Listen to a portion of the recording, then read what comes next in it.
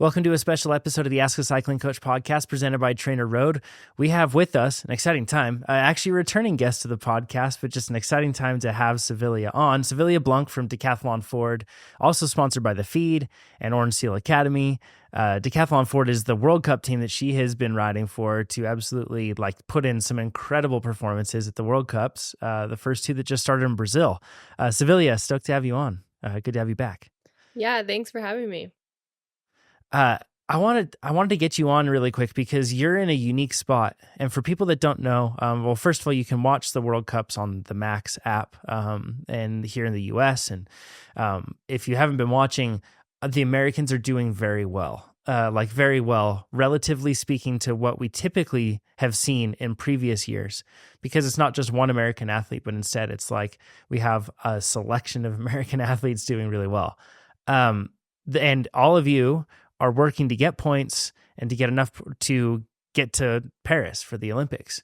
I want to talk about an Olympic year and how it's been different for you. So first of all, the first thing I have to ask, is there tension between the American athletes? Because you're not only fighting to get enough points so that our country can send more, so our overall rank goes up and we can send more athletes, but in the end of the day, you're also you're fighting alongside each other to get those points. But then you're also against each other because you're trying to be the one that has the most points so you can go to Paris. Is it complex and complicated? Yeah, it's a little bit different on the women's side versus the men's side because the men are really fighting right now or working hard to secure 2 spots. And in order to do so, they need to maintain their ranking, the men's ranking, to have those 2 spots. So they're really they've been in a little bit of a different situation than the women because the women have 2 spots, and we have just been focused on these the auto qualification, which was in large part Brazil, and then the criteria was 2 top 5s at the first 3 World Cups. So everyone was really, really focused and gunning for Brazil because it was 2 back-to-back race weekend opportunities.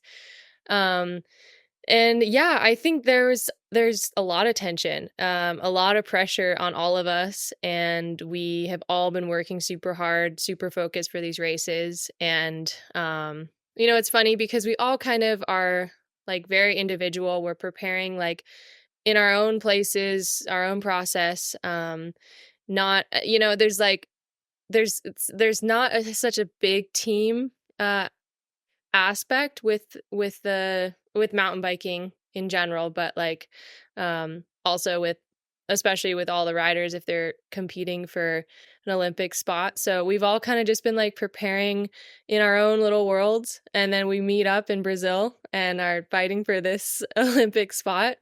So yeah, it's pretty intense, but it is really cool to see the level of there's 5 women who are really competitive, and that's super cool, and I think we haven't seen that in a long time. So that's really, really good for us because we're always bringing our level up, racing against each other, and great for the sport.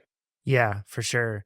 This is, I think that it has to add a whole other layer of complication to racing in terms of the additional stress and the outcomes. And, we talk a lot about and this is what I really want to talk to you about, how it's different racing for an Olympic year when you have potential to go to the Olympics versus another year. And there's a lot of talk about being an athlete that is process focused and not results focused.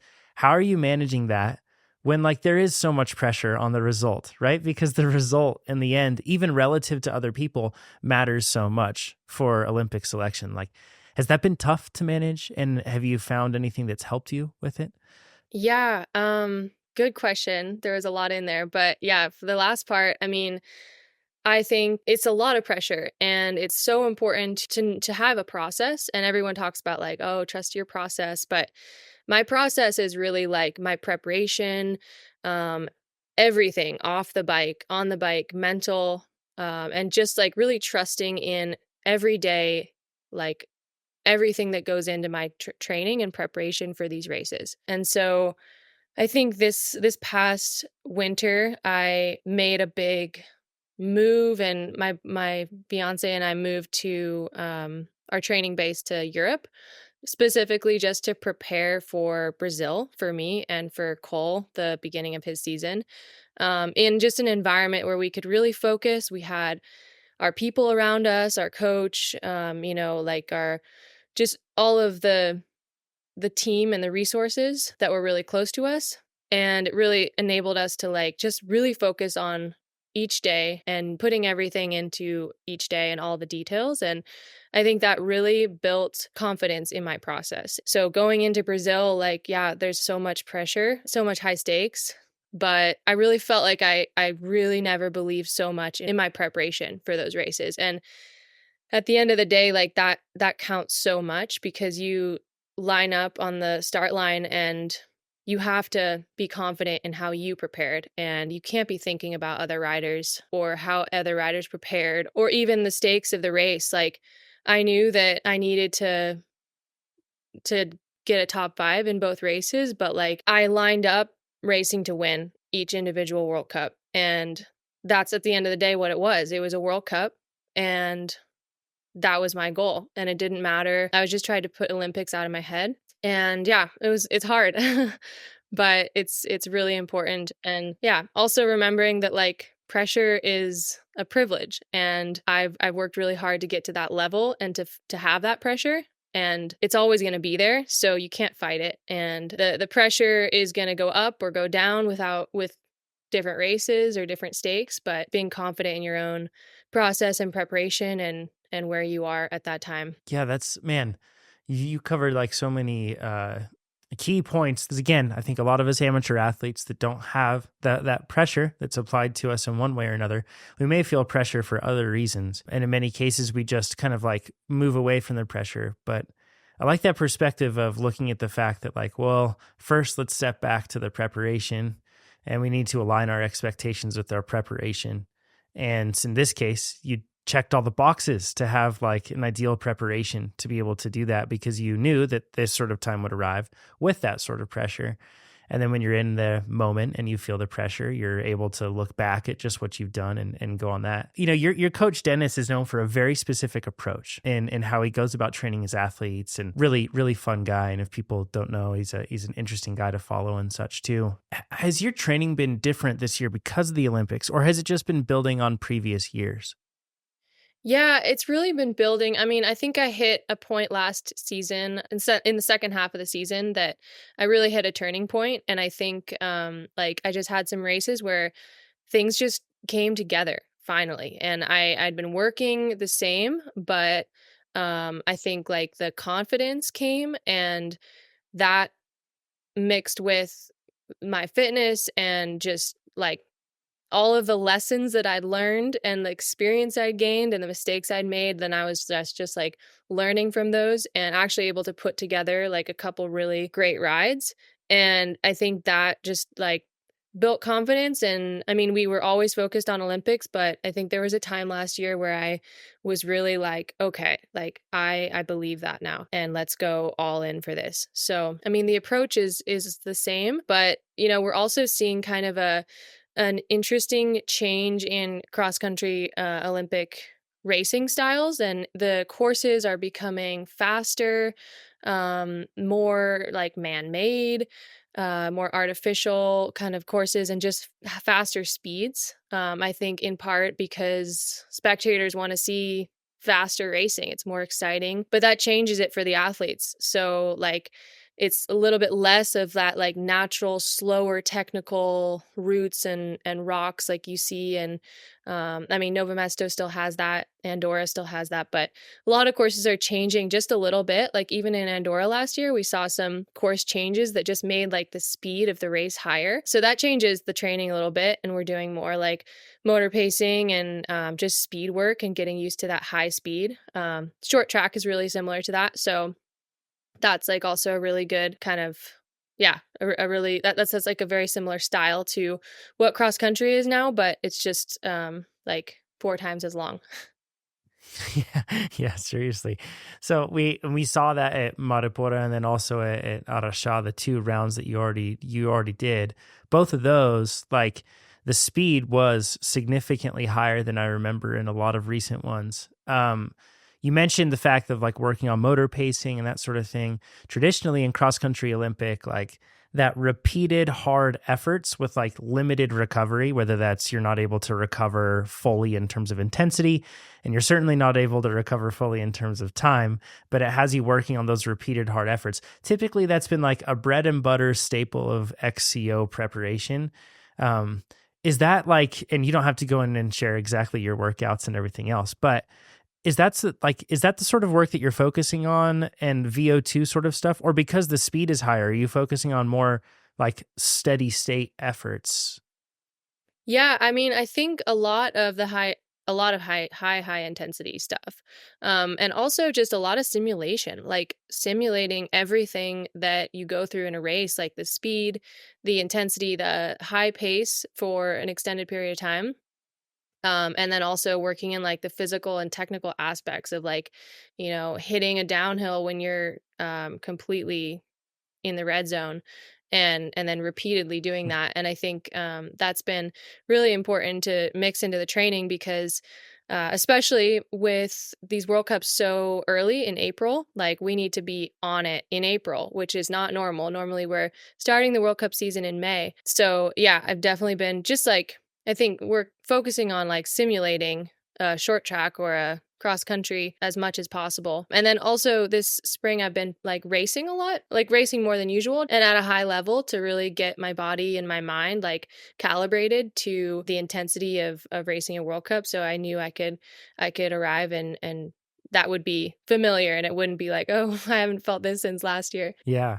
Do you think with the Americans having to qualify and having to do all this stuff and doing so well, there's a lot of people that are talking right now about the fact that, like, oh, well, the Americans are doing well because they are in peak form because they're having to get these points right now.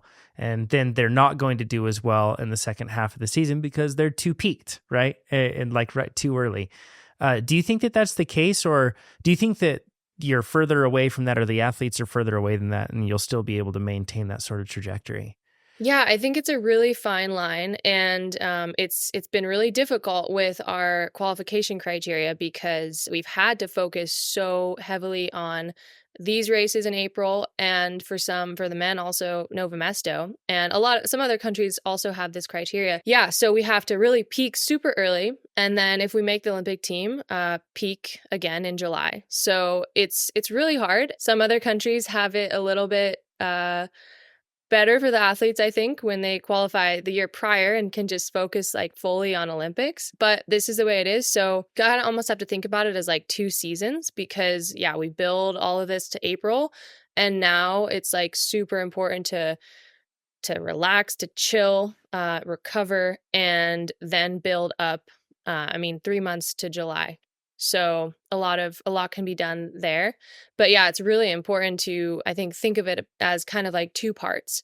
And that's how I think we can sustain and keep being fast later in the year because yeah, the season is long, but the importance of taking it easy where you can is so big.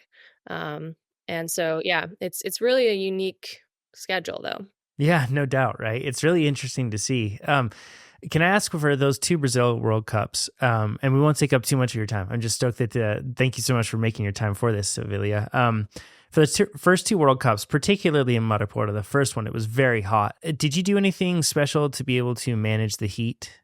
Yeah, I really focused a lot on some heat training back in Europe this winter. So yeah, I I was definitely doing some heat training like indoors. It was absolutely brutal, but I'm happy to say that Well, it paid off. So I'm just do you really mind if I ask what you were doing for the heat training part? Like, y- was it, were you going full sweatsuit, like wearing like the thing that makes you sweat while riding on the rollers, or were you just doing it in a really hot room? yeah, we were doing some sessions on the trainer wearing like we didn't have like an official sweatsuit, but we were just using like a painter's suit. So put that on and start riding for a long time and just, yeah, sweating so much and just getting the body temperature up and then maintaining it in a zone. Um, but yeah, a lot of sessions like that where you're just, yeah, wearing it it's very uncomfortable.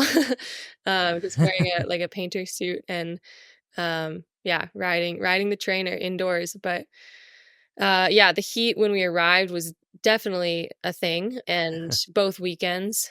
So yeah, it was also important. I mean, I think a lot of riders did some kind of heat training, and we also got there pretty early and raced a C1 race the weekend before. So we had like an opportunity to kind of see how the body was going to feel in the heat, and also test out like our cooling strategies with the team and the feed zones and all that. But yeah, cooling was still really, really important, like with ice socks and dump bottles throughout the race and really staying on top of that. Um, so yeah, I think that we had the best, we did the best we could with that, but definitely a lot of riders suffered from that. Yeah, yeah, it looked extremely hard racing in those sort of conditions. Uh, have you made any equipment changes? It being an Olympic year, the stakes going up and all that stuff. Have you made any changes that you feel like have been beneficial this year? And of course, if it's something secret, you don't have to talk about it. But have you made any changes that you feel like are going to help you? Yeah, no, I like this question because I actually haven't, and that is what I think Hmm. has been helping me because this is the first year that I've ever been on the same team for 2 years in a row, and that means same bike, same equipment, same everything. So for the first time, I'm not having to like learn a new bike in the first few months of the year and get like adjusted and comfortable with the equipment. So it's been incredible actually to like be on the same bike, same fit, same feeling, and just focus on the training and focus on feeling super comfortable on my bike and building confidence instead of like normally during this time of year I'm like trying to get learn new tires and get adjusted to um into a new bike and new geometry and everything. So that I think has been a really like a something I forget about, but it's been a huge benefit, I think. Yeah. And then nutrition, have you made any changes on that front, or are you changing it up? I mean, XCO is super complicated in terms of what you can take in. So have you made any changes there, any learnings on the nutrition side that might help athletes listening to this? Yeah, with the race nutrition, nothing I've really changed, keeping it pretty much the same. I mean, the race, like I've been using Never Second hydration powder and gels in the race for the last couple years. I really like that, and I think like it's funny. XCO is 90 minutes, and so it's important to the fueling during the race is important, but the fueling before the race is even more important, and just making sure you're topped off on carbs. I've really dialed in like my nutrition off the bike this winter and just focusing in on the details and just making sure I'm actually getting enough of what I should be getting and not like more than I should in some areas. And mainly that's just like carbohydrate intake before after training and just around different training blocks. But yeah, on the bike and race nutrition has pretty much stayed the same. So yeah. Awesome. Well, Savilia, thanks a bunch for taking the time to check in. We have like a huge amount of our audience has asked, like, get Savilia back on. And what a better time to do it than when you're building up for the Olympics. Stoked for you and excited to cheer you on. Everybody can follow Savilia. I'll put the link down below to her Instagram. Or if you're listening to this, you can find it in the description of the podcast. I'll also be putting in a link also to her team and to everything else. So just go follow and support them all throughout the season. It's super exciting. And Savilia, thanks a bunch for working so hard and like inspiring all of us. It's been really fun to watch. You're doing an awesome job, and I'm stoked for you to go to Paris. So Thanks. Yeah, I can't believe it. It's crazy, but thank I you so know much. it's what a dream, Yeah. right? So, well, cool. Thanks a bunch, everybody. We will talk to you next time.